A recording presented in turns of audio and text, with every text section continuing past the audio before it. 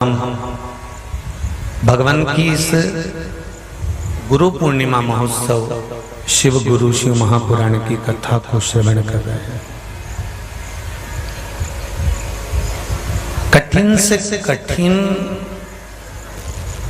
ये मानव का देह है।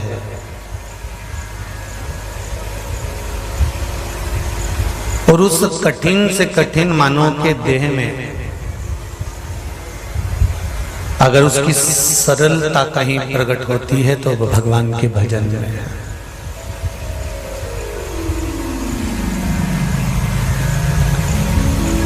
कलयुग केवल नाम आधारा, सुमर सुमर नर उतरहि पारा। कलयुग में संसार सागर में भगवान के नाम की महत्वता ज्यादा है। आप किसी के चक्कर में ना पड़े।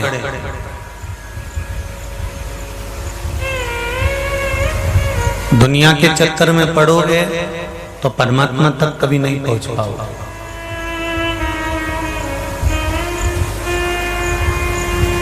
सुन लेना जी सब अच्छे से, और जितने मेरे भाई लोग बैठे हैं वो भी ध्यान से सुने। और तीनों चारों पंडाल में जितने भी लोग बैठे हैं, चाहे बाहर के दो पंडाल, अंदर के दोनों तीनों पंडाल, ध्यान से सुनना। दुनिया के चक्कर में पड़ोगे तो केवल चक्कर ही खाते रहोगे और उसी में भ्रमित होते रहोगे, उसी में भटकते रहोगे।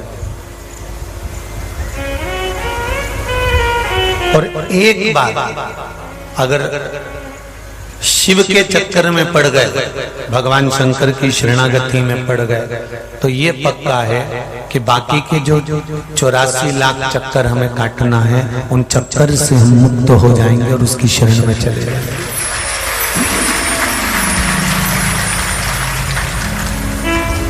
उनके चक्कर में एक बार अगर देवादिदेव महादेव हमको मिल गए, एक बार उसकी शरणागति मिल गई, तो फिर कोई चक्कर है ही नहीं।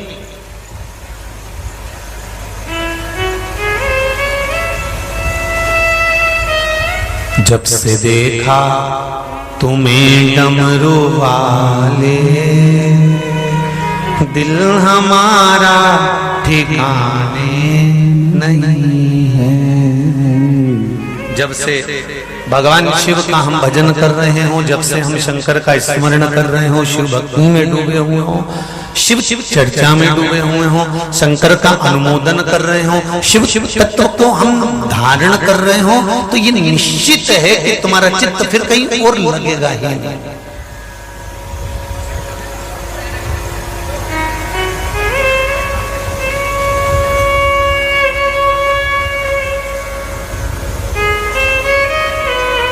चेहरा और मन,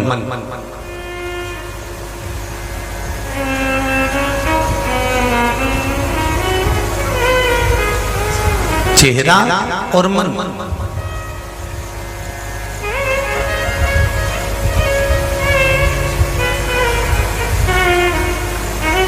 ये दोनों को साफ करना चाहिए। पर दोनों में एक अंतर है। चेहरा साफ करोगे तो दुनिया की दृष्टि आपके चेहरे पर पड़ेगी, और मन को अगर साफ करोगे तो महादेव की दृष्टि आप पर जरूर लगेगी।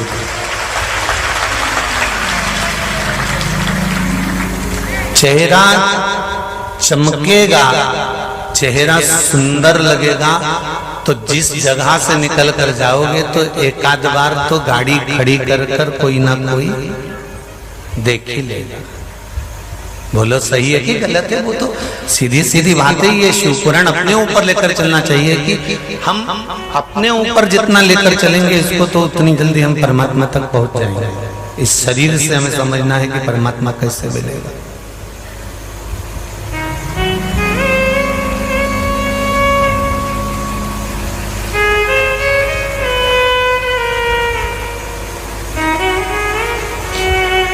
चेहरा चेहरा जितना साफ कर कर रखोगे, जितना चमका कर रखोगे, जितना सुंदर बना कर रखोगे, तो तुम किसी भी पार्टी में चले जाओ, लोग गुलाब जामुन खाता खाता भी तुम्हारा मुंडा को देख लेगा।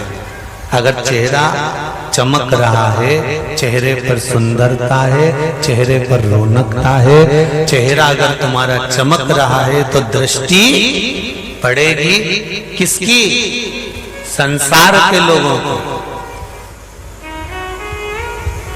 अब चेहरा अगर चमक रहा है तो संसार वाले देख रहे हैं, तो ईमानदारी की बात बोलो, अगर हमारा मन छल कपट बेईमानी प्रपंच झूठ इन सब से दूर हो जाएगा, तो फिर क्या परमात्मा की दृष्टि इस मन पर नहीं पड़ेगी कि मैंने बनाकर भेजा था, इतना सुंदर इसका मन है? क्योंकि भगवान कहाँ रहते हैं?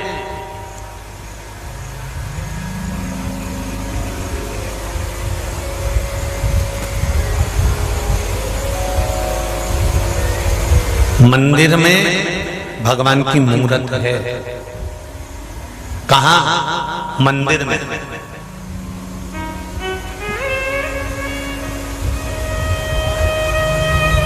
मंदिर में भगवान की मूर्त है और मन में भगवान स्वयं बसा हुआ है।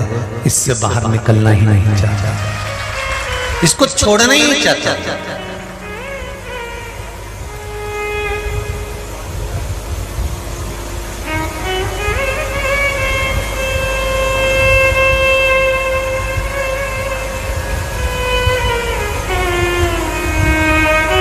मृत्यु लोक में चाहे चींटी हो, चाहे झिंगुर हो, चाहे खटमल हो, चाहे मच्छर हो, चाहे माथा कज्जू हो, ठीक है, चाहे चिड़िया हो, चाहे पशु हो, चाहे पक्षी हो, चाहे तुम हो, चाहे हम हो, चाहे हाथी हो, चाहे शेर हो, संसार सागर में मृत्यु लोक में जितने भी चराचर जीव हैं, जलचर थलचर वायुचर जितने भी जीव हैं, इन जीव के अंदर अगर कोई बैठा है तो वो परमात्मा बैठा है।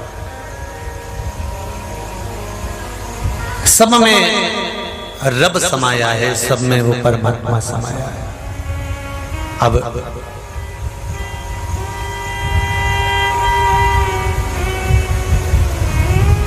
मन आपका है, आप पहचान गए उस परमात्मा को, तो फिर अगला जन्म परमात्मा देता ही नहीं। और सरल भाषा में समझ लेना, जिसको तुम अच्छे से जान गए,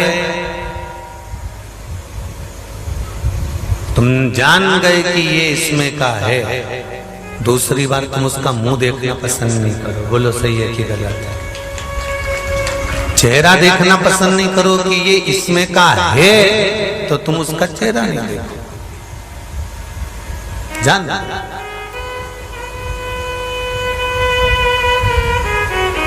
भगवान भी कहता है कि 84 लाख योनिया में जब तक देता हूं जब तक तू मुझे पहचान नहीं पाता, और जिस दिन तू मुझे पहचान गया, जिस दिन तूने मुझे जान लिया कि मैं ही तेरे भीतर बैठा हुआ हूं, तू मुझे जान गया, फिर उसके बाद में मैं तुझे 84 लाख योनियों में नहीं भटकाता, फिर मैं तुझे अपने पास रख लेता हूं, फिर तुझे जाने नहीं देता कहीं भी।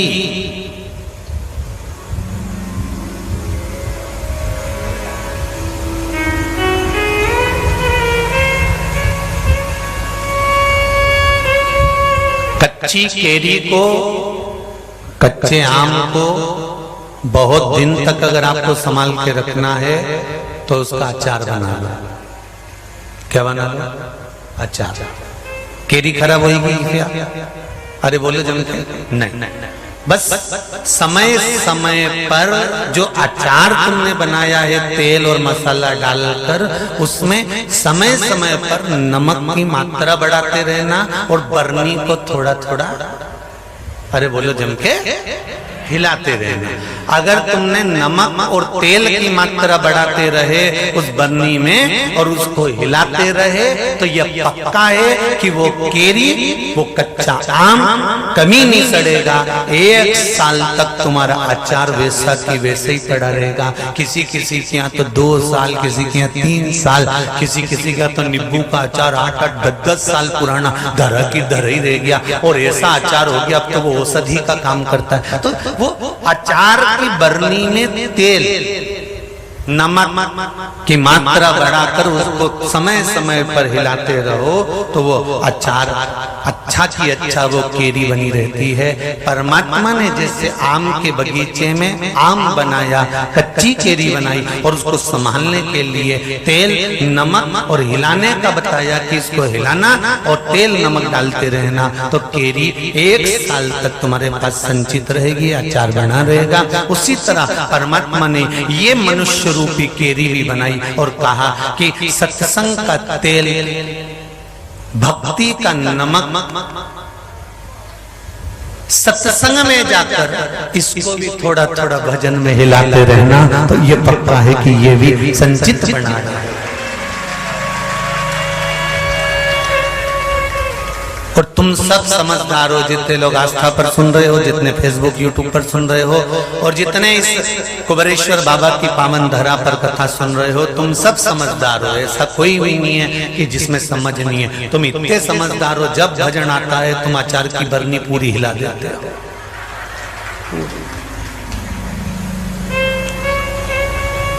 कभी कभी तो हमको टेंशन हो जाता है कि नीचे जो पटिया ठोका है तुम उसमें मत भरा जाना, तुम्हारी अचार की बरनी के चक्कर में बरनी मत फोड़ देते। कभी कभी थोड़ा सोचना पड़े।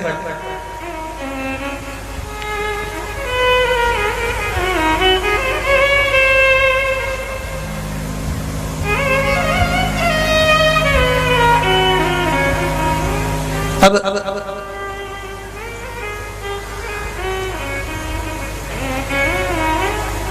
इस मन को जितना साफ रखोगे, इस मन को जितना क्लीन रखोगे, परमात्मा उतनी जल्दी आपको मिलने के लिए आतुर होगा, उतनी जल्दी।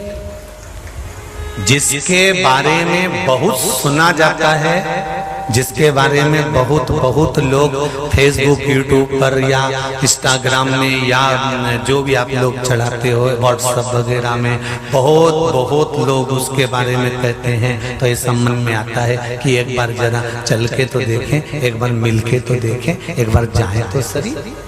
बोलो सही है कि गलत है? रुक्मणी जी ने भगवान कृष्ण के बारे में बार बार सुना था कि भगवान कृष्ण ऐसे हैं, भगवान कृष्ण वैसे हैं। भगवान कृष्ण ने पूतना को मारा, तृणावत को मारा, अगासुर बकासुर को मारा, भगवान कृष्ण ने ये लीला करी। तो रुक्मणी जी के मन में भी एक उत्साह जाग गया कि एक बार मैं भगवान कृष्ण से मिलूं तो।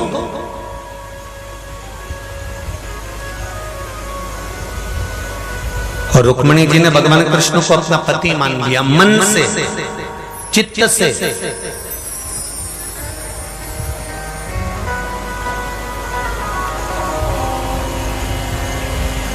और रुक्मणी जी को मिलाने वाला कोई दूसरा नहीं था। भगवान कृष्ण से अगर रुक्मणी को कोई मिलाने वाला था तो वो रुक्मणी जी के गुरु थे। जब रुक्मणी जी ने पत्र लिखा, उस पत्र को लिखकर किसी दूसरे को नहीं दिया,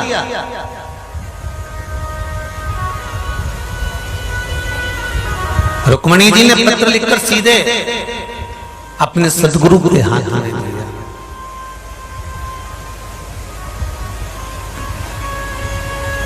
सतगुरु मेरो संदेश प्रभु से जाए सुना देना, मेरी नैया पड़ी रे मझधार, गुरु जी से पार लगा लेना। तुम तो जानो गुरु जी घट घट की, मेरी नैया बदली से अटकी, मेरो दूज जो नहीं रे आधार, गुरु जी इसे पार लगा देना। तेरी माला जपूंगी दिन रात, प्रभु इसे पार लगा देना। मैं तो द्वार द्वार पर हारी, पर सब कोई मिलते भिखारी। सारे संसार में सब दूर में गई, हर जगह पर मैंने जाकर निवेदन करा, प्रणाम करा, नमन करा कि मुझे ये दुख है, मुझे ये तकलीफ है, मुझे ये कष्ट है, मुझे ये बीमारी है, मैं बड़ी बड़ी परेशान हो गई हूँ, मैं बड़ी दुखी हो गई हूँ। मैंने सारा संसार छान मारा, यहाँ से लेकर ना जाने कितने कितने डॉक्टरों के पास पहुंच गई, ना जाने कहाँ कहाँ जाकर किस किस को मैंने अपनी पत्रिका दिखा ली, ना जाने कहाँ कहाँ जाकर मैंने पूछ लिया कि मेरा दुख कहाँ कटेगा। मैं तो द्वार द्वार पर हारी, पर सब कोई मिलते भिखारी। एक दाता द्वारिकानाथ, मुझे तेरे पास बुला लेना। सब कुछ मैंने देख लिया, संसार में घूम कर देख लिया, संपूर्ण विश्व में, संपूर्ण संसार में मैंने घूम कर देख लिया, और आखिरी जो मुकाम था वो परमात्मा का द्वार था।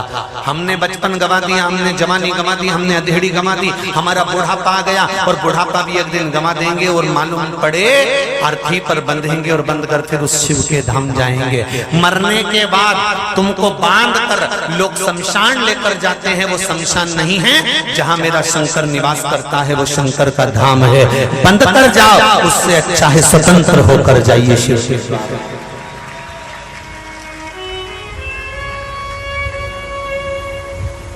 स्वतंत्र होकर मेरे शंकर के दरवाजे पर जाओ।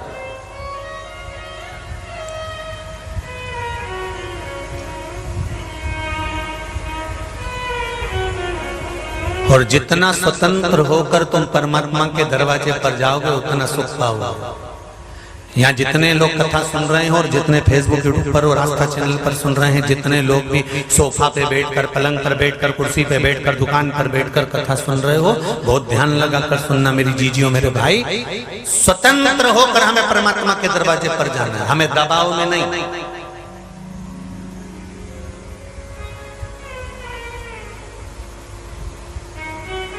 कोई तुमसे कितना भी कहे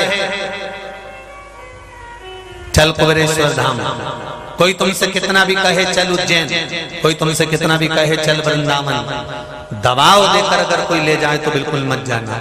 और जिस दिन तुम्हारा दिल उस कुबेर भंडारी से, उस कुबेरेश्वर महादेव से, उस महाकाल से, वो वृंदावन के बिहारी से जिस दिन लग जाए, अवध के बिहारी से जिस दिन लग जाए, उस दिन चले जाना, बस उस दिन जाना। दबाव में मत जाना कभी भी।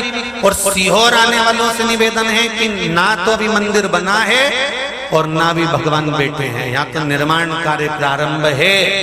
तुम्हारा मन करे तो आओ, किसी के दबाव में मत आना कि नहीं चल तो सरी, वहां पर व्यवस्था अच्छी मिल जाएगी, ये मिल जाएगी, वो मिल जाएगी।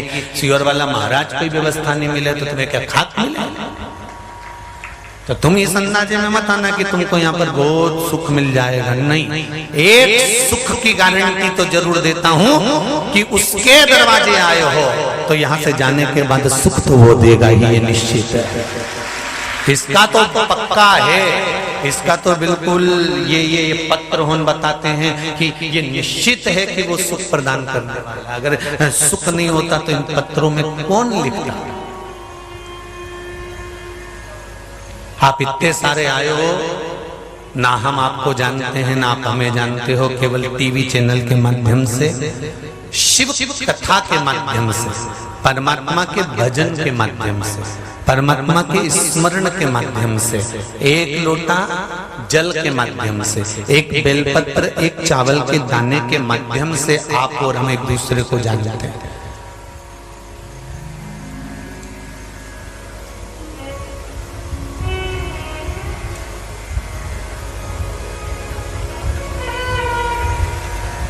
किसको मालूम?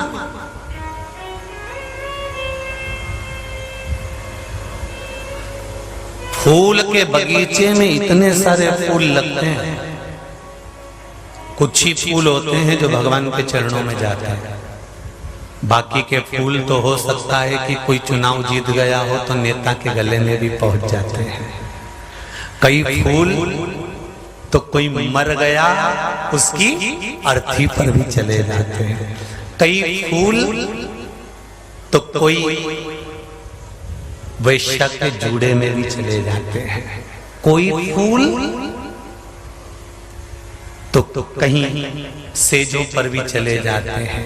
कई फूल तो जमीन पर गिरकर लातों में कुचा जाते हैं। और कई फूल टूट कर बगीचे से माली के पास जाकर माली से माला बनकर भगवान के मंदिर में पहुंच गई। और भगवान के मंदिर में पहुंचकर गले में पड़ गई। गले में पड़ने के बाद वो फूल फिर कहीं विसर्जन में गंगा के जल में चले जाते हैं। ये फूल की अपनी एक आनंदता है कि वो कहां जा रहा है।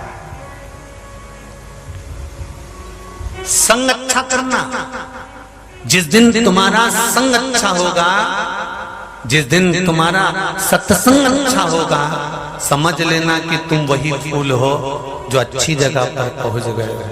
अगर तुम्हारा संग और सत्संग अच्छा है, संग और सत्संग अच्छा होना चाहिए, आप श्रेष्ठ जगह पर पहुंच गए।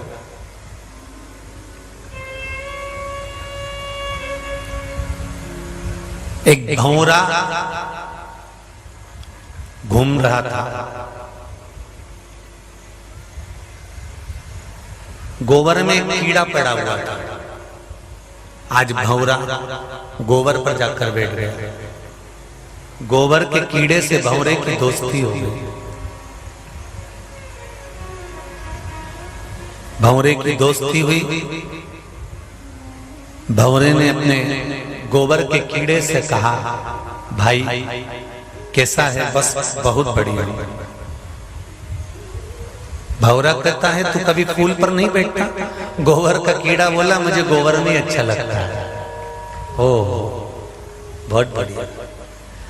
गोबर के कीड़े ने भंवरे से कहा कि तू मेरे साथ गोबर में रह ले, चल अंदर, गोबर के अंदर प्रवेश कर। भंवरा गोबर के अंदर प्रवेश करा तो घबराहट होने लगी, बाहर निकला। गोबर के कीड़े से कहा अब तू मेरे साथ चल, मैं तुझे घुमा कर लेकर आता हूं। ले गया भंवरा उस गोबर के कीड़े को और एक फूल पर ले जाकर बिठा दिया। फूल पर बिठाया, भंवरा उड़ गया। कीड़े को लगा बताऊं मुझे यहां छोड़कर ना जाने कहां चले गए। इतने में एक माली आया, फूल को तोड़ा, डलिया में लिया, डलिया में लेकर वो पहुंच गया अपने सुंदर आनंद में दुकान पर। दुकान पर गया तो कोई पंडित आया। उस पंडित ने उस पुष्प को खरीदा। उस पुष्प को ले जाकर उस पंडित ने उस फूल को भगवान के चरणों में चढ़ाया। चरणों में से चढ़ा हुआ फूल दूसरे दिन उठा तो कोई ले जाकर उसको गंगा जी में विसर्जन कर दिया। भंवरा उड़ते उड़ते उस फूल के कीड़े के पास गया जो गंगा के जल में विसर्जन हुआ था। जाकर पूछा, क्यों रे गोबर के कीड़े, तुझे अब कैसा लग रहा है?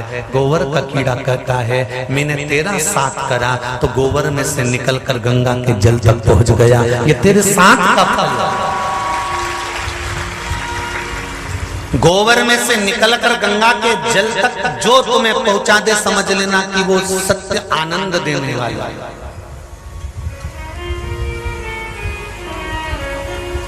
और जो भगवान के चरणों से निकालकर गंगा के जल से निकालकर तुम्हें गोबर के अंदर ले जाके डाल दे तो समझ लेना कि जिंदगी की बहुत बड़ी गलती कर ली आपने उससे मित्रता कर।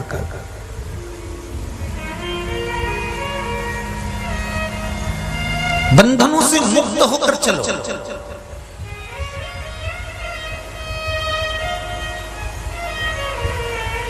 जूता कौन कौन पहनता है? चप्पल कौन कौन पहनता है? जरा हाथ उठा लो जितने लोग पहनते हो। सब पहनते हो जूता चप्पल? ठीक है, धर लो।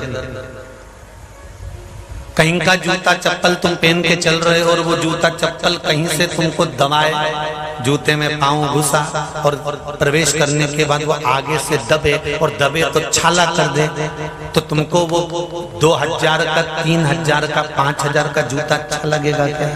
जम के तो बोलो नहीं। जूते ने तुमको दबाया, चप्पल ने तुमको दबाया, तो तुम्हें दबाने वाला व्यक्ति अच्छा नहीं लगा कि मैं दबाव में नहीं पहनूंगा ये जूता, भले 5000 का हो पर मुझे दबा रहा है इसलिए मैं इसको नहीं पहनूंगा। भले कितना भी सुंदर दिखे पर पाँव में अगर छाला करे तो वो जूता किसी काम का नहीं, वो चप्पल किसी काम की नहीं। तुमने एक बार पहनी, मैं पाँव में छाला पड़ गया, अब नहीं पहनूंगी चाहे कुछ भी हो जाए। एक जोरदार साड़ी खरीदी, खूब महंगी, 15000 की, 20000 की, उनमें झामर झुमका सब लगा, और मालूम पड़े तुम कहीं बैठी और पूरा पाँव में छिलाई गया ना, हाथ छिला गया ने, मुंडा पे निशान पड़ी गया, तो दूसरी बार तुम वो साड़ी पहनोगी क्या शादी में? अरे जम के तो बोलो, भले वो 15000 की, भले वो 20000 की, 30,000 का, 25,000 का, 20,000 का चुन्नी वेश, लहंगा चोली सबके पास है। सबकी सास ने शादी में चढ़ाया था, जितनी बैठी उस सबकी शादी, सबके पास में बनारसी साड़ी है। अरे बोलो तो दीजिए, सबके पास में एक से बढ़कर एक कपड़ा है, भारी से भारी, खूब भारी, जो तुम्हारी शादी में खूब गोटा जरी का पहना। तुमने कितनी बार पहना? बस शादी में 1-2 बार पहन लिया, उसके बाद कहीं फंक्शन में 1-2 बार गई जब पहन लिया, उसके बाद में भैया ज्यादा पहनो ना तो वो गड़ता है और बहुत बेकार हो गया, अब तो पाँव में चुभे, उसका तार निकल रहा तो बेकार हो गया। अब भले वो 15,000 का, भले वो 20,000 का, भले वो 25,000 का, पर दबाएगा तो तुम दबने वाले नहीं हो। एक चप्पल से नहीं दबो, जूता से नहीं दबो, कपड़े से नहीं दबो, तो फिर संसार के दबाव में क्यों आए? कि वो कहता है कि हम ये करें, वो कहता है हम वो करें। हमें संसार के दबाव में आकर कभी भगवान का भजन नहीं करना। हमें तो दिल करे तो हमें महादेव के चरणों में जाकर भगवान का भजन करना है। हमारा चित्त कहे स्वतंत्र हो आप। भारत की भूमि पर प्रत्येक व्यक्ति का हृदय, चित्त और वाणी स्वतंत्र है, किसी को मना नहीं है कुछ भी बोलने, और स्वतंत्र है। आप दिल से परमात्मा से जुड़िए।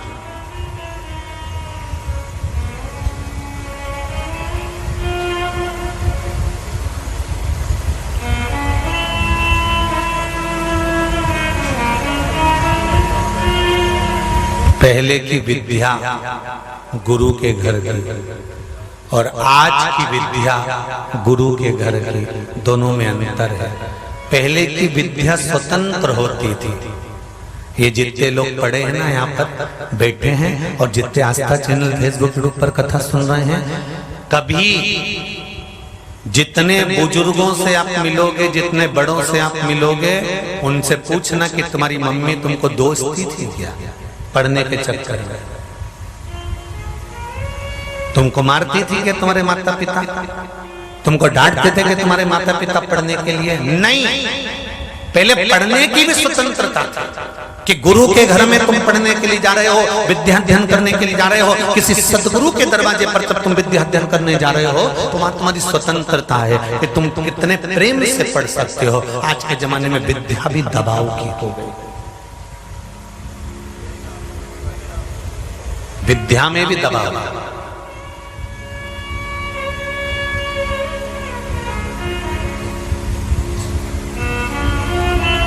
पहले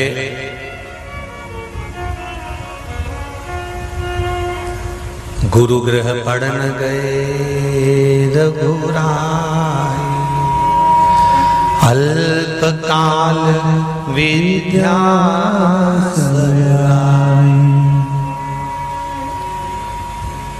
गुरु जी के यहाँ जब विद्या अध्ययन करने के लिए जाते थे तो घर के माँ बाप कभी आकर नहीं कहते थे, कभी पेरेंट्स मीटिंग नहीं होती थी। अरे बोलो तो जम के जरा, होती थी? नहीं। क्यों नहीं होती थी?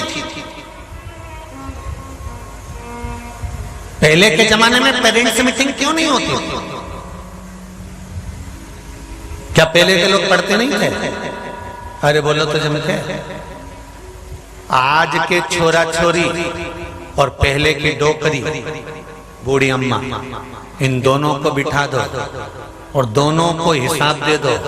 डोकरी जोड़ के यूं रख दो 15 मिनट में। 15 मिनट में इतने की भिंडी, इतने की लौकी, इतने का कद्दू, ला इतने रुपए बचे, 3 रुपए 75 पैसे मेरे को दे दे वापस।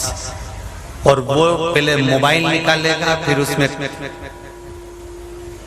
कैलकुलेटर निकालेगा, फिर उसमें जोड़ेगा, फिर जोड़ने के बाद फिर बताएगा कि इतना इतना इतना इतना। पहले पेरेंट्स मीटिंग नहीं होती थी। पहले पेरेंट्स मतलब माता पिता को स्कूल जाने के लिए नहीं कहा जाता था।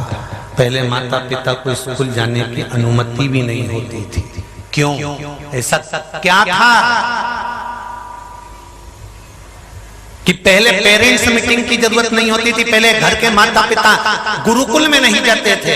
घर के माता पिता गुरु के दरवाजे पर एक बार बच्चों को छोड़ने जाते थे, उसके बाद में नहीं जाते थे। कारण क्या था?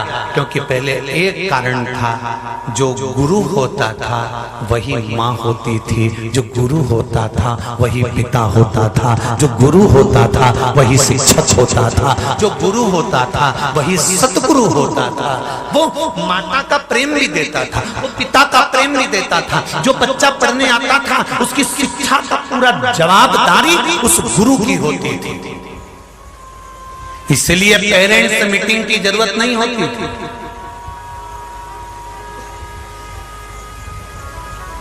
जिस दिन से शिक्षा का व्यापार चालू हुआ है, पेरेंट्स मीटिंग उस दिन से चालू हुई है।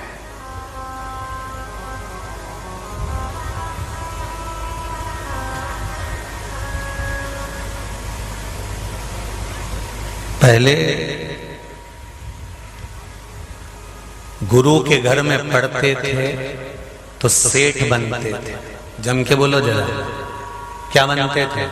सेठ। भगवान कृष्ण गुरु के घर में पढ़े, सांदीपनी बाबा के घर में पढ़े तो द्वारका के राजा बने। भगवान राम गुरु जी के घर पर पढ़े तो लंका के और अयोध्या के राजा बने। राजा हरिश्चंद्र भी गुरु जी के घर पर पढ़े हैं। पहले के गुरुकुल में, पहले के गुरु के दरवाजे पर जब बच्चे पढ़ते थे तो वीर बनते थे, सेठ बनते थे, राजा बनते थे।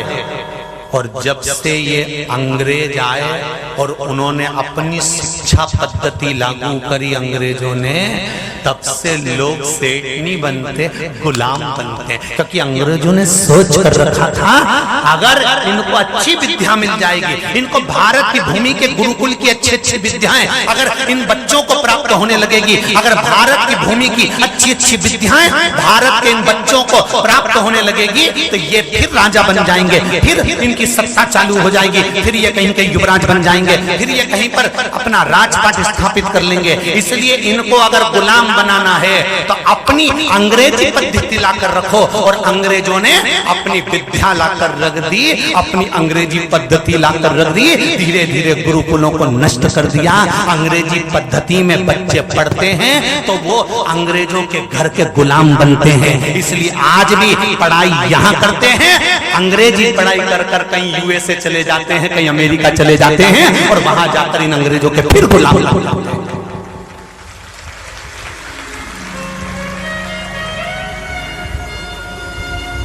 गुरुकुल, गुरु का दरवाजा सेठ बनाता है। गुरुकुल, गुरु का दरवाजा हमें संस्कारित बनाता है।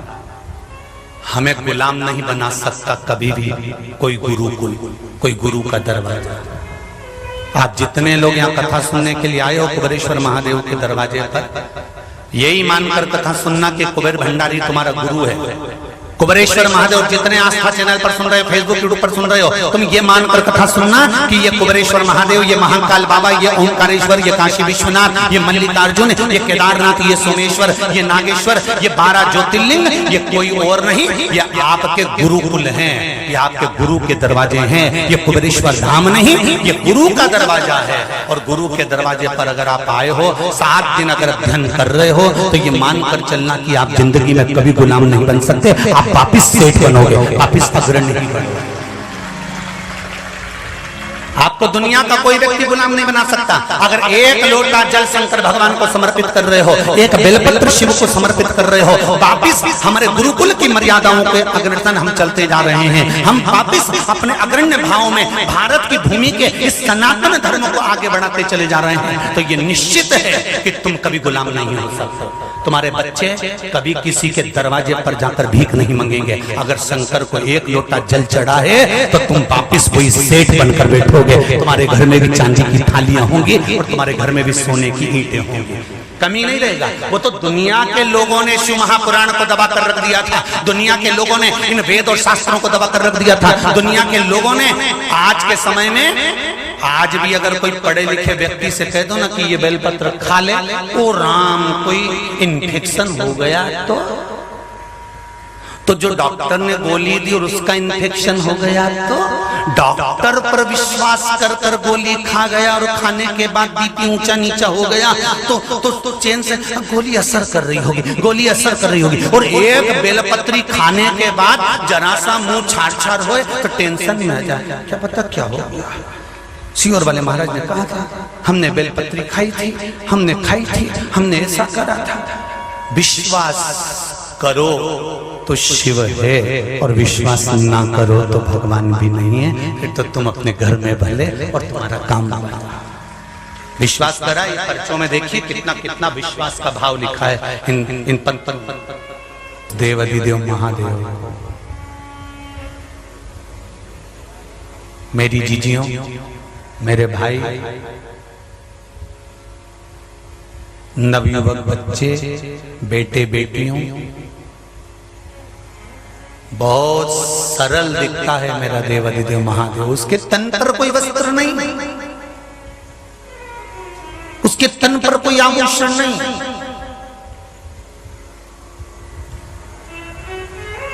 बहुत सरल, बहुत सरल।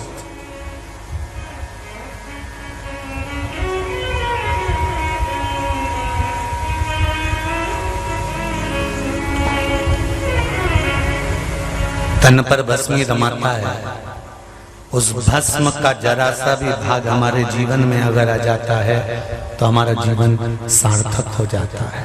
जरा सा, मात्र जरा सा। शिव महापुराण की विद्येश्वर संहिता में लिखा है कि शिव पुराण सुनकर जाने वाला व्यक्ति जिस रास्ते से निकल कर जाता है, उस रास्ते में अगर कोई एक्सीडेंट से मरा भी होता है और कोई भटक भी रहा होता है, कोई कुंवारी अवस्था में मर गया, अधोगति में मर गया, कोई अटैक में मर गया, कोई अचानक एक्सीडेंट में मर गया, वो जीव आत्मा अगर भटक भी रही होती है तो शिव महापुराण की कथा जो सुनकर जाता है, उसके शरीर की मात्र छूकर जाने वाली हवा से ही उसकी मुक्ति हो जाती है। इतना फल है विद्येश्वर सिंह महापुराण की कथा के अंतर्गत वर्णन किया।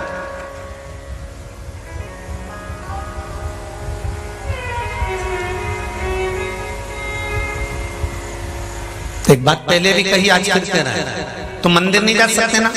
कोई शंकर के रोज मंदिर जाता हो ना, उसका मुंह देख लिया बस।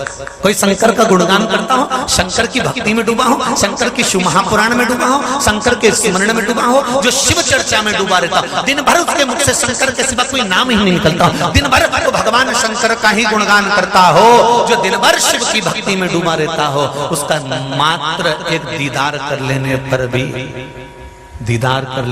भी तुम्हारे कार्य सफल हो सकते हैं। मात्र उसको देख लेने पर भी सफलता बहुत।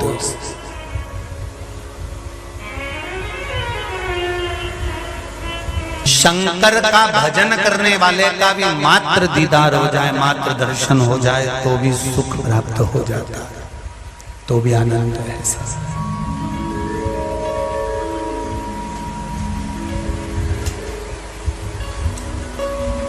कहां से आ रहे हो, कहां जा रहे हो?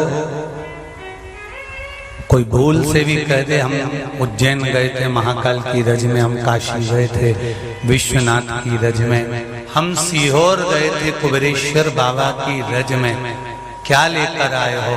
वहां कुछ मिलता तो नहीं है।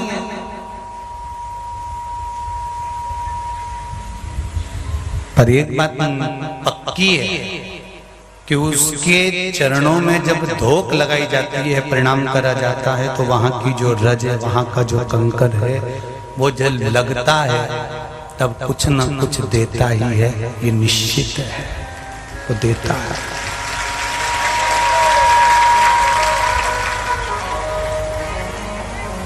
पक्का। एक पत्र देखिए, हम बार बार आपसे कहते हैं आप नहीं आ सकते, आप तो दिल से उसको याद करो, वो कुबेरेश्वर धाम, वो मेरा शंभू, मेरा शंकर। और तुम्हारे नजदीक में जो शिव मंदिर हो, जरूरी नहीं है कि आप सीहोर आए,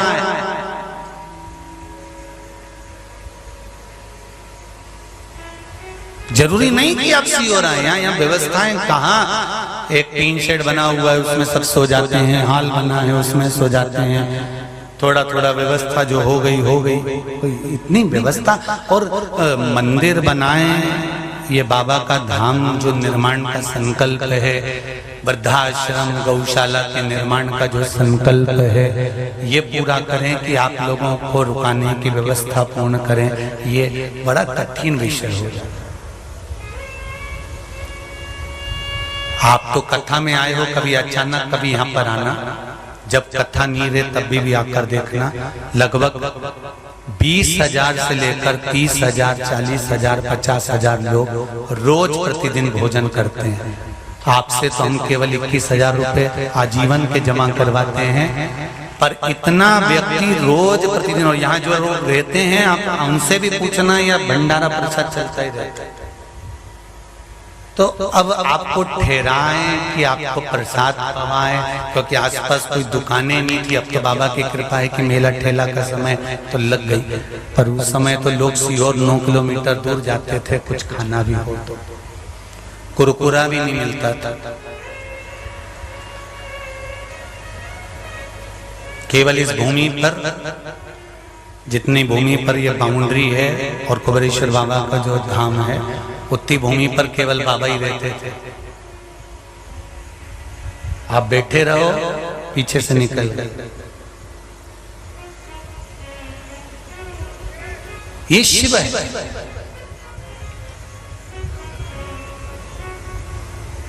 कई लोग कहते थे दिन भर घूमते रहते, हम कहे वो बाबा का ही धाम है। वो जहां बैठा है उस भूमि का वो आनंद है, उसका कंकर शंकर है।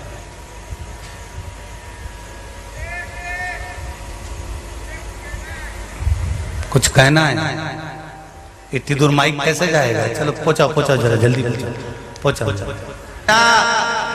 कबहू चूके ना कोई काम रे, जिस काम के लिए आए हो, जिस कार्य के लिए आप टीवी के सामने बैठकर शिव महापुराण की कथा सुन रहे हो, जिस कार्य के लिए आधे घंटे तक मोबाइल पकड़कर फेसबुक यूट्यूब पर कथा सुन रहे हो, तुम्हारा वो हाथ में पकड़ा हुआ मोबाइल जिस पर तुम फेसबुक और यूट्यूब पर कुछ गलत नहीं देख रहे हो, गलत नहीं बोल रहे हो, गलत नहीं सूचना दे रहे हो, आप 3 घंटे एक जैसे टकटकी लगाकर शंकर से दिल लगाकर बैठे हो, तो ये निश्चित है कि जिस कार्य के लिए दिल लगाया वो महादेव पूर्ण जरूर करेगा, निश्चित है। उसने बुलाया ही तुमको यहाँ इसलिए है कि कुछ ना कुछ देना चाहता हो, नहीं तो तुम अंदर आते ही नहीं। सास अपने कमरे में बहू को तभी बुलाती है जब सोने की अंगूठी देना होती है, नी और धीरे से बुलाती है। जब जम के बुलाए तब कुछ नहीं देती है, क्योंकि देवरानी जेठानी के सामने तो जम के बुलाना पड़ता है। बहू, ओ बहू, जब जम के बुलाए ना तो समझ लेना कि कुछ नहीं देगी, चाय के लिए बुलाए। जब जम के बुलाए तो समझ लेना कि पानी के लिए बुलाया। पर जब धीरे से, सोचा ही नहीं था, टिकट ही नहीं हो रहा था, उसके बाद भी अगर देव अधिदेव महादेव आपको आमंत्रित कर लिया, बुला लिया और आप यहाँ पहुंच गए, तो कहीं शिव आपको चुपचाप से कुछ दे ही देगा। ये निश्चय का स्मरण करता है। जैसे माता पार्वती जी ने शंकर के लिए तप करा, साधना करी, माता सती ने शिव के लिए साधना करी, तप करा। आज भी भारत की भूमि पर जितने व्रत, जितने उपवास, जितने भी होते हैं, सब माता पार्वती के भाव से होते हैं। माता पार्वती के भाव से।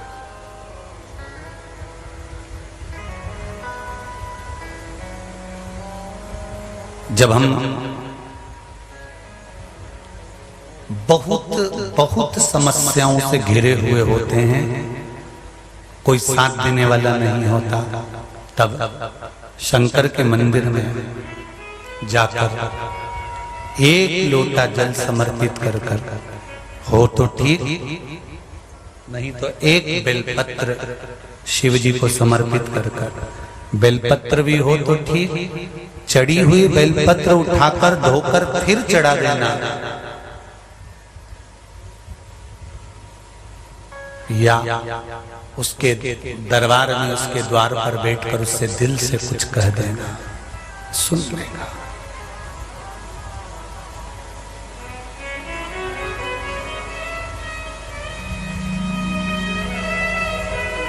सुनेगा जरूर।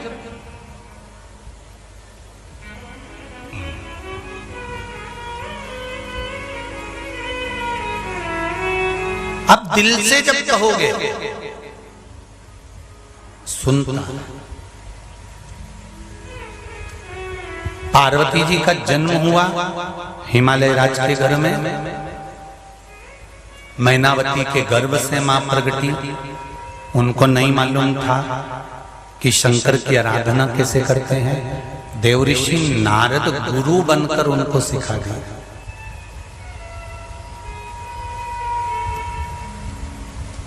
हमें भी नहीं मालूम था कि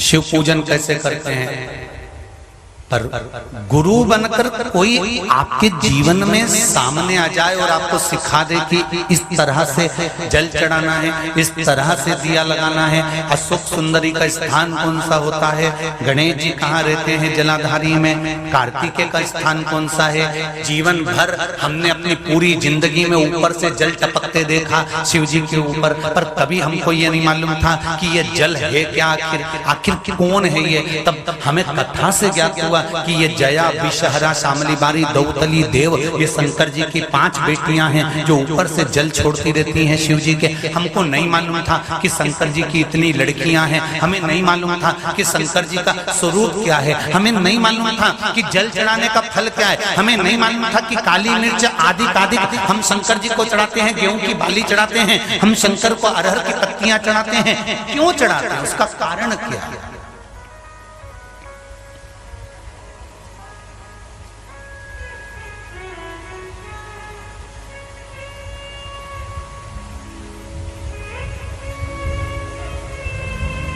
ये सब शिव के किसी गुरु के माध्यम से अपने को आनंद की अनुभूति हुई, हम सीखे।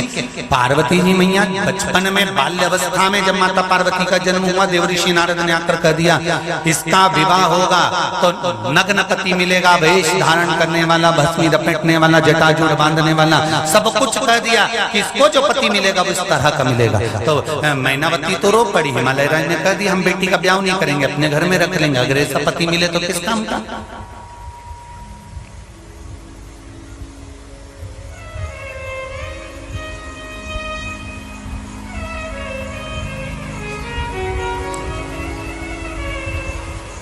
किस्मत में पति कैसा मिलेगा ये उसने निश्चित करा, पत्नी कैसी मिलेगी ये उसने निश्चित करा, पुत्र कैसा मिलेगा ये उसने निश्चित करा, परिवार कैसा मिलेगा ये उसने निश्चित करा है। माता के गर्भ से जब जन्मे थे तुमको तो ये भी नहीं मालूम था कि तुम ब्राह्मण बनोगे, क्षत्रिय बनोगे, वैश्य बनोगे, शूद्र बनोगे। माता के गर्भ से जब जन्मे थे तुमको ये भी नहीं मालूम था कि तुम्हारा घर होगा, कि प्रॉपर्टी होगी, कि जमीन होगी, कि जायदाद होगी। माता के गर्भ से जब जन्मे थे तुमको ये भी नहीं मालूम था कि तुम बोल सकोगे, कि सुन सकोगे, कि देख सकोगे, कि श्रवण कर सकोगे। माता के गर्भ से जब जन्मे थे तुम्हें ये भी नहीं मालूम था कि भोजन कर सकोगे कि नहीं कर सकोगे। माता के गर्भ से जब जन्मे थे तब तुम्हारे पास पास में कुछ भी नहीं था, केवल 2 मुष्टिकाएं बंदी थी, नग्न अवस्था में थे, कपड़े पहनकर भी नहीं आए थे, एक छोटा सा कपड़ा तुम्हारे तन पर लपेट दिया गया, केवल एक छोटा सा कपड़ा, और मरोगे तब भी तन पर कुछ नहीं रहेगा, एक कपड़ा लपेट दिया जाएगा, मात्र एक वस्त्र, इसके सिवाय कुछ नहीं। जैसे शंकर भगवान एक वस्त्र धारण कर रहते हैं, उसी तरह आखिरी में शंकर के दरवाजे पर जब जाओगे तब एक वस्त्र धारण कर चले जाओगे, कुछ भी तन पर नहीं होगा, केवल सब राख का ढेर बन जाना है, वो कुछ नहीं।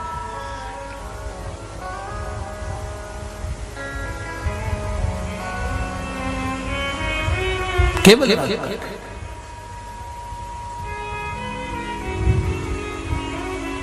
जाएगा जब यहाँ से कुछ भी ना पास होगा, 2 गज कफन का टुकड़ा तेरा लिबास होगा। तुम कितने भी घर के सेठ हो, तुम कितने भी अच्छे डनलप के गद्दे पर सोते हो, तुम दिन भर रोज बादाम खाओ, काजू खाओ, पिस्ता खाओ, चाहे बादाम को गला गला के छिलका निकाल के खाओ,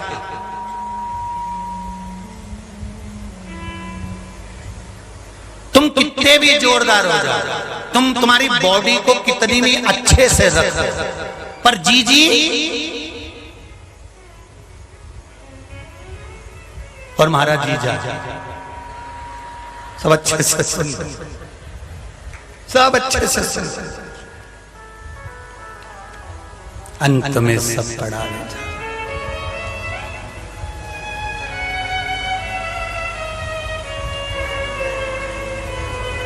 सब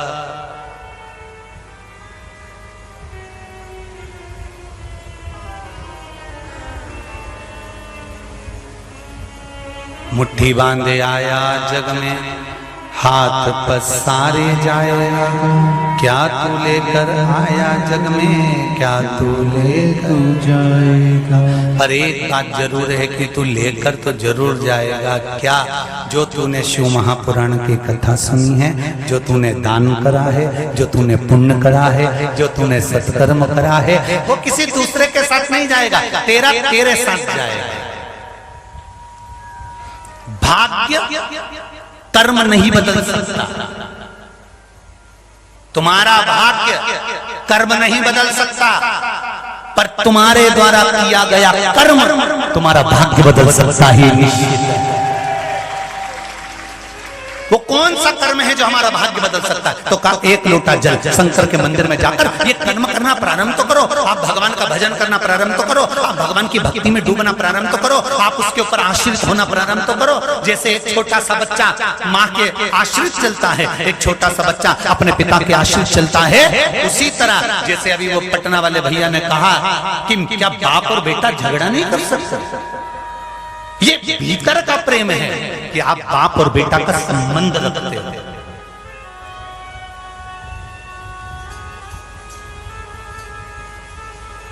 किसी मंत्री जी से मिलना हो तो तुम ऐसे ही जाकर कह दो कमला भाई आइए, जाए मंत्री जी से बोला हमसे मिलेगा मंत्री। और तुमने जाकर कह दिया कि मंत्री जी से जाकर बोलो कि उनके साले के लड़का आया, उनके साले की बहू आई, बोलो मिलेगा कि नहीं मिलेगा? अरे बोलो जरा जम के, मिलेगा ना? क्यों? क्योंकि पहले रिश्तेदारी नहीं थी, इसलिए मंत्री जी ने दरवाजे से भगा दिया। पहले रिश्तेदारी नहीं थी, इसलिए मंत्री जी ने तुमको दरवाजे से बाहर निकाल दिया। पर तुमने कह दिया कि मेरा संबंध है, मेरी रिश्तेदारी है, मेरे चाचा जी के बहू का बेटा है, इसलिए हम मिलने के लिए आए। हमारा काका जी का छोरा लगे इसलिए मिलने आए, हमारे नाना जी का छोरा लगे इसलिए मिलने आए। तुमने रिश्तेदारी बताई तो तुमको मंत्री जी ने सोफे पे बिठाकर प्रेम से मिले। उसी तरह हम भी महादेव से रिश्तेदारी बना ले तो एक न एक दिन उससे संबंध जुड़ जाएगा, तो वो भी साथ आएगा, नहीं तो धक्का मार कर निकाल दिया जाएगा। संबंध मेरे देवाधिदेव महादेव से जोड़ लो। कोई तुमसे पूछे कहां गए थे, कुबेरेश्वर धाम गए थे, मां क्या रखा है, तो कह देना मां मेरा काका जी बैठा है, उसमें क्या दिक्कत है? मीराबाई भी तो कहती थी, छाती ठोक कर कहती थी, नंद बाबा हैं ससुर हमारे, यशोदा मात है सास हमारी। तो कह भजन में गाते ना, क्या लागे गोपाल मीरा तेरो, क्या लागे। तो मीराबाई भी कहते थे यशोदा मात है सास हमारी, नंद बाबा है ससुर हमारे। जब नंद बाबा ससुर है, यशोदा जी सास है, तो तुम्हारा भरतार तुम्हारा पति कौन है? तो के पति बिहारी लाल मारो क्या लाल। मीराबाई ने कहा पति मेरा बिहारी लाल है। अच्छा, तो भगवान कृष्ण को मीरा ने पति बना लिया, तो भगवान को निभाना पड़ा। भले राधा के लिए मेरा ठाकुर बरसाना नहीं गया, पर मीरा को हृदय से लगाने के लिए मेरा ठाकुर दौड़ दौड़ कर उसके पास गया। क्यों? क्योंकि उसने भरतार मान लिया था, पति मान लिया। तुम भी कह दो, शंभू हमारे वो भैया जी पटना वाले कह रहे हैं कि हम बाप और बेटा हैं, लड़े नहीं क्या? लड़ो, उससे नहीं लड़ोगे तो किससे लड़ोगे? संसार वालों से मत लड़ना, पर परमात्मा से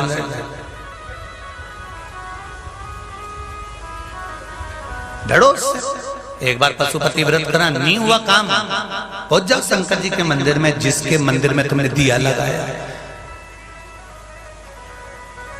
जिसको तुम नौकरी लगाने के लिए 50,000 रुपए दिए और उसने तुम्हारी नौकरी नहीं लगाई, तो तुम किसको पकड़ोगे? बोलो बोलो, उसी को पकड़ोगे ना जिसको 50,000 लगाया। तो शंकर जी के मंदिर में दिया लगाया, तो तुम ऐसे मत छोड़ देना कि एक व्रत में काम नहीं हुआ और तुम कह दो हमारा तो भाग्य में नहीं। रोज सवेरे लोटा लेके पहुंच जा, सिर पर पल्लू डाल के और स्माइल देती हुई कहना बहुत बढ़िया, और फिर जल चढ़ाना। शंकर जी भी सोचेंगे कितनी चिढ़ा रही है,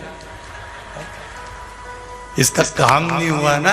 तो पार्वती जी भी कहेगी, रोज आती है सिर पर पल्लू डाल के और क्या स्माइल दे के जल चढ़ाती है और तुम्हारा पाँव भी दबा के जाती है। देखो ईमानदारी से बोल रही हूँ, पार्वती जी कहेगी कि इसका काम कर दो, नहीं तो अभी तो ये जल चढ़ा रही है। एक दिन ये चढ़ गई ना तो आपको इसलिए कह रही हूं। सियोर वाला महाराज कहता है 3 महीने में भोलेनाथ सुन लेता है, मतलब उसने गारंटी दी है, तो ये गारंटी पकड़ के बैठी है, कर दो, नहीं तो कैलाश छोड़ के चल दो। शंकर वगैरह दिल की बात है, दिल से उसको रिझाओ।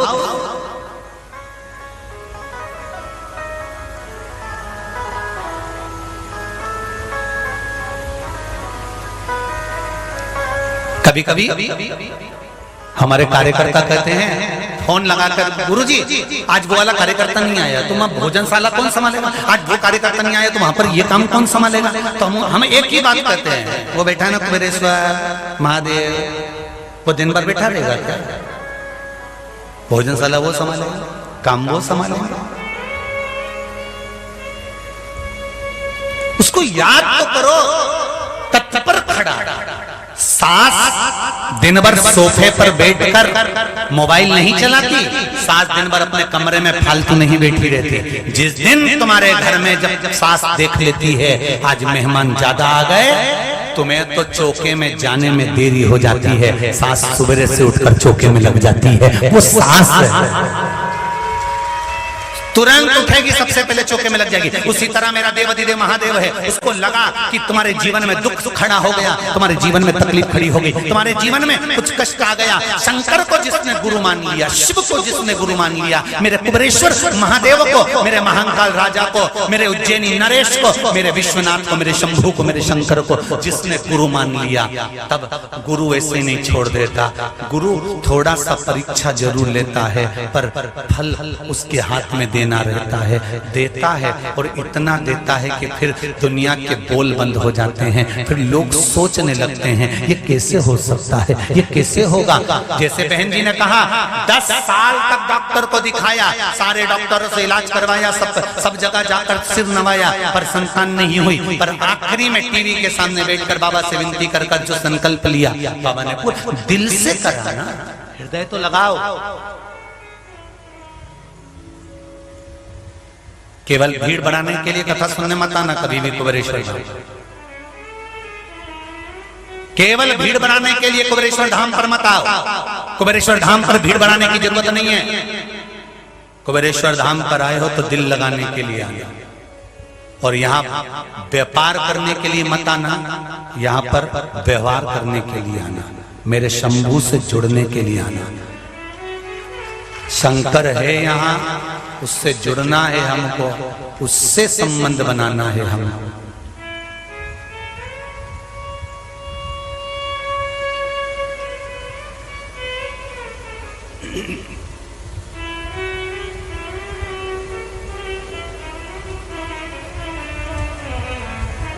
संबंध उससे बना, और उससे जब संबंध बन जाएगा, हमारे दो ही रिश्ते, एक हमारे भोले बाबा, दूजी गौरा रानी सरकार, हमारे दो ही रिश्ते।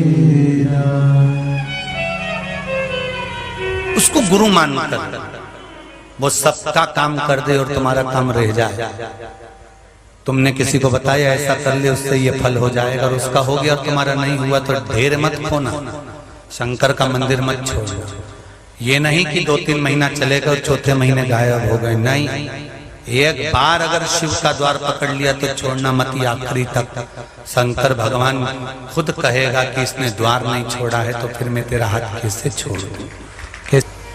एक आज मन में जरूर भाव उत्पन्न हुआ है कि लोग बहुत परेशान होते हैं। जैसा पिछली बार सोचा था तो किसी ने लिखकर भेजा था, हमने पिछली बार कथा में यहीं से कह दिया था कि हम आप लोगों की व्यवस्था नहीं करेंगे, हम व्यवस्था देवादिदेव महादेव का मंदिर पर। माताओं के बहुत मैसेज और फोन और सब लोगों का भाव उत्पन्न हुआ है कि आने वाले समय में बाबा के मंदिर का भी निर्माण चलता रहे। एक धर्मशाला का निर्माण लगभग 250 या 51 कमरे की बना दिया जाए, जो आए फ्री रुके और फ्री जाए। पर उसमें सहयोग आपका चाहिए। आपका मन होता है कि कहीं ना कहीं अपने पूर्वजों के नाम का, कोई कोरोना में शांत हो गया उसके नाम का कोई धर्मशाला बना दी जाए, कोई कमरा बना दिया जाए।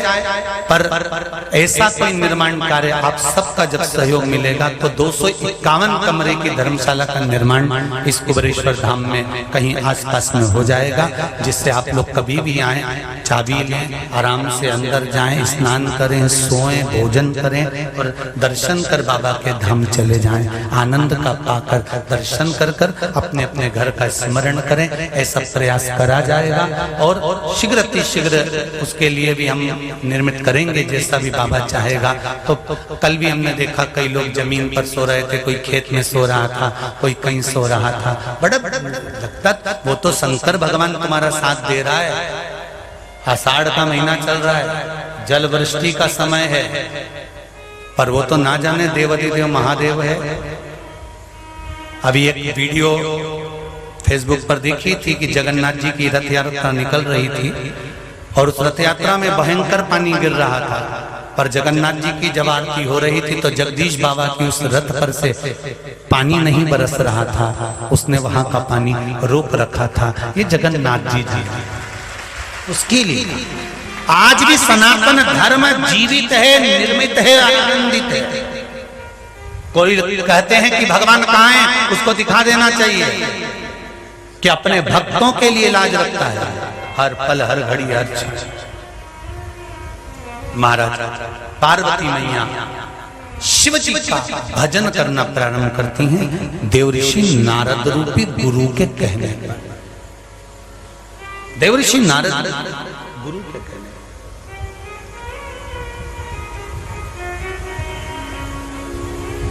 और महाराज नारद जी ने कहा कि अगर पार्वती शंकर जी का भजन करेगी तो इसका जीवन सार्थक हो जाएगा, इसको शिव रूपी पति मिल जाएगा। संबंध बनाइए, और वो बनाना किससे है? किसी संसार के लोगों से संबंध बनाओगे, एक दिन धोखा दे सकते हैं। मरोगे, प्राण छूटेगा, जो कमाया यहीं छोड़कर जाना है, कुछ भी नहीं जाएगा। इतना बड़ा फोटो जहां दादाजी और परदादा का लगा है वहीं पर अपना चिपक जाएगा। किसी दूसरे का नहीं चिपकेगा, अपना खुद का चिपकेगा। एक फोटो जो सीने से लगा कर रखती थी वो भी फोटो चिपकाएगी दीवार। ध्यान रखना, कितना भी प्रेम हो, कितना भी प्रेम हो, प्राण छूटते से ही सारे प्रेम और संबंध आंसुओं के ढेर में बह जाते हैं। धीरे धीरे सालों निकल जाते हैं। कौन किसको याद करता है? अरे बोलो तो जी सही है कि गलत है? कौन कितना किसको याद कर रहा है?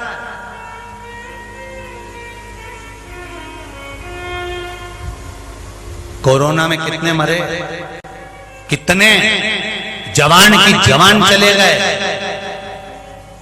अधो की अधो चले गए। कौन किसको याद कर रहा है? साल हो गए, 2 साल हो गए, 3 साल हो गए, धीरे धीरे धीरे धीरे आंख का आंसू कुछ गया। अब याद भी आएगी तो केवल जब आएगी, जब कोई तकलीफ दोगे तब आएगी कि भाई मारा था, वो जान लेता था, वो समझ ले, बस ध्यान आया तो तब आया। कौन किसको याद कर रहा है? संसार का संबंध यहीं छूट जाता है, पर देव अधिदेव महादेव से जो संबंध बना है वो संबंध यहां नहीं छूटता, अंत तक रहता है, अंत तक।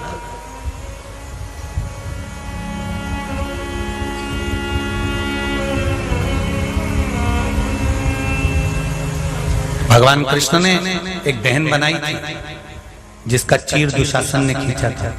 क्या नाम था? जम के बोलो जरा। द्रौपदी। भगवान कृष्ण को क्या पड़ा था कि द्रौपदी को बहन बना लिया? केवल एक चीर हाथ पर लपेटा और भगवान ने द्रौपदी को बहन बना लिया, केवल चीर के चक्कर में। ये तुम्हारा भ्रम है कि चीर के चक्कर में द्रौपदी को बहन बनाया था भगवान।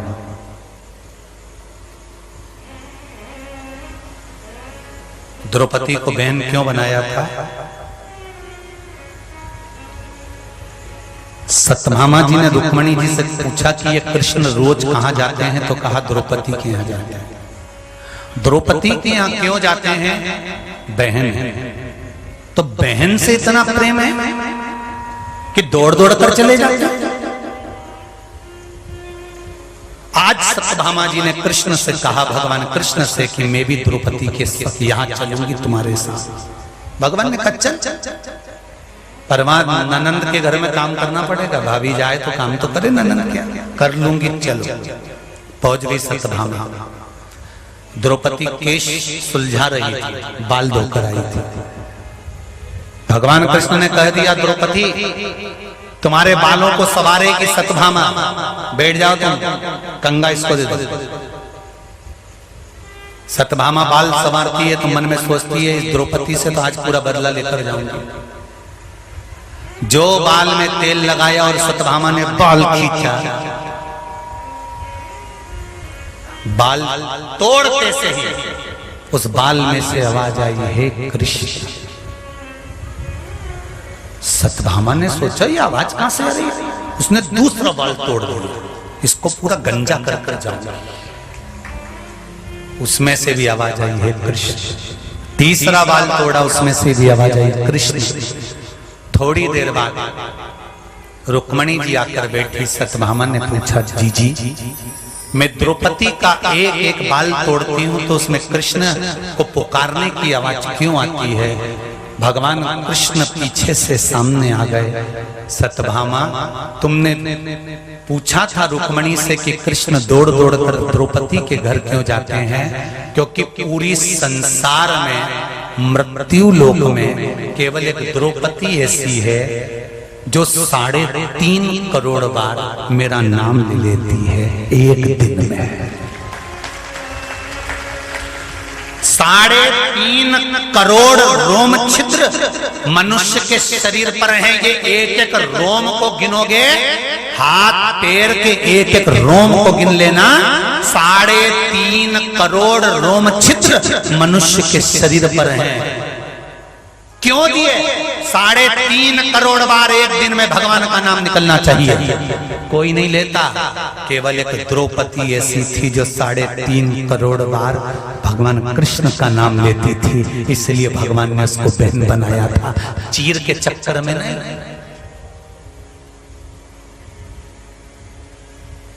यहां तो लोग गिफ्ट के चक्कर में बहन बना लेते हैं। हमारी जीजी आएगी ना, ये लेके आएगी तो इन्होंने बहन भाई का रिश्ता बना लिया। जब बीवी आएगी भतीजों के लिए सामान लाएगी, भाई के लिए सामान लाएगी, कभी बेडशीट लाएगी, कभी आसन लाएगी, कभी ये सामान लाएगी, कभी डब्बा लाएगी, कभी कुछ लाएगी, तो बहन भाई का संबंध हो गया। और उसने भी जी जी जी जी जी जी कहकर जीजी को चूना लगा दिया, और इसने भैया भैया कहकर भैया को चूना लगा दिया। क्या फायदा ऐसी बहन भाई का? संबंध जोड़ना है तो भोलेनाथ से जोड़ो, एक रक्षाबंधन का सूत्र मेरे देवाधिदेव महादेव को बांध देना और कहना ये दिखावे का नहीं है, केवल दिल का संबंध है आपसे और मैं। और कोई दूसरा नहीं आएगा मेरे दुख को संवारने के लिए, द्रौपदी का दुख संवारने के लिए कोई दूसरा नहीं आया। चीर जब खींचा गया तब कौन आया? मेरा कृष्ण आया। और उससे भी कह देना अंत समय प्रभु आना पड़ेगा, वचन दिया तो निभाना पड़ेगा। आए ना आए प्रभु कुटुंब कबीरा, अंत समय प्रभु आना पड़ेगा। अंत समय में कोई नहीं आएगा, तब तुझे आना है। कोई नहीं, मैं इंतजार करूंगी तेरा, किसी और का नहीं। मत जाना तुम भी। अंत समय में अगर यमराज तुमको लेने आए ना तो खड़ी हो जाना, डंडा ले।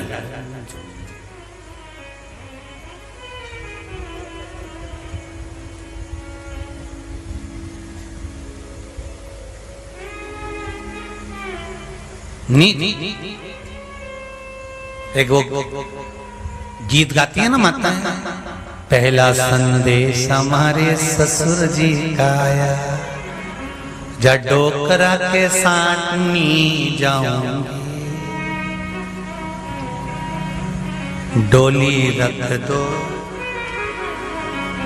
दूसरा संदेश हमारा जेठ जी का आया, जामू चंदर के साथ नी जाऊंगी, डोली रख दो का। आखिरी संदेश हमारा पिया जी का आया, नंगा पैर दौड़ी चली जाऊंगी। बस पहला संदेशा यमराज का आया, कह देना तेरे साथ नहीं जाऊंगी क्योंकि मैंने 7 दिन की शिव महापुराण की कथा सुनी है, तेरे साथ तो नहीं जाऊंगी चाहे कुछ भी हो जाए। दूसरा संदेशा चित्रगुप्त का आएगा, कह देना रे टोपी ज्यादा बड़बड़ मत करना, तेरे साथ भी नहीं जाऊंगी। तो जाएगी किसके साथ? जिसकी कथा सुनी, जिसका दिल से स्मरण करा, जिसने रुक्मणी जी से कहा था कि तू तैयार होकर गोरा जी के मंदिर चली जाना, मैं तुझे लेने आ जाऊंगा।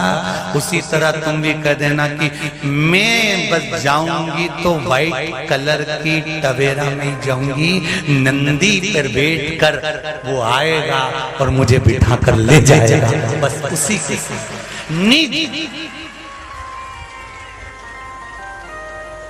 नहीं जाना हमको, मचल जाओ, नहीं जाओ। फिर वही बात आ गई, स्वतंत्र हो तुम्हारे ऊपर किसी का दबाव नहीं है, तो तुम दबो किससे? यमराज तुम्हें दबाएगा तो तुम दब जाओगी क्या?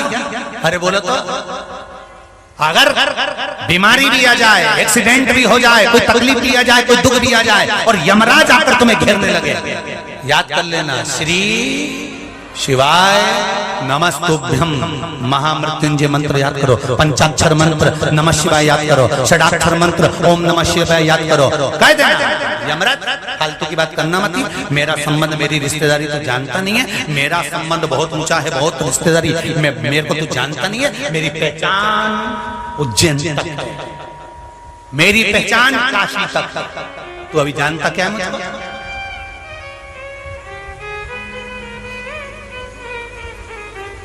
यमराज भी कह देगा ठीक है लीला भाई, तारा हाथ जोड़ो, तू भोलेनाथ जी के मत बुला, मैं जाऊं यहां से, तू शंकर का भजन कर ले प्रभु से प्यार, फिर पछताएगा।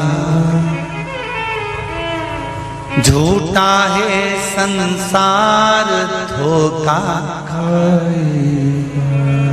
सब पड़ा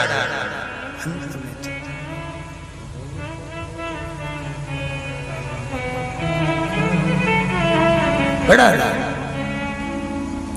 पार्वती जी ने शिव जी का भजन किया। गुरु अच्छा मिल जाए ना, जो तुम्हें शंकर जी के मंदिर तक पहुंचा दे, गुरु अच्छा मिल जाए जो तुम्हें शंकर का द्वार बता दे, गुरु अच्छा मिल जाए जो शंकर की चौखट दिखा दे, तो समझ लेना कि शंकर मिलने में देरी नहीं है। हम पहले भी कहे, लोग कहते हैं कलयुग चल रहा है और शंकर के भक्त कहते हैं शिव युग चल रहा है। ये कलयुग नहीं, ये शंकर का युग है, शंकर का युग। अभी सावन चालू होगा। पहले सावन भादो कुंवर कार्तिक सारी कथा सुनने को मिलती थी, पर शंकर की कथा नहीं मिलती थी। अब जैसे ही सावन चालू, जहां देखो शंकर की ही कथा, शंकर का ही भजन, शिव का ही निर्माण, पार्थिव निर्माण, ये पूजन वो पूजन, शंकर शंकर शंकर शंकर शंकर, चारों तरफ शिव शिव शिव शिव। तो कौन सा युग आ गया? अरे बोलो जम के, शिव युग आ गया, शंकर।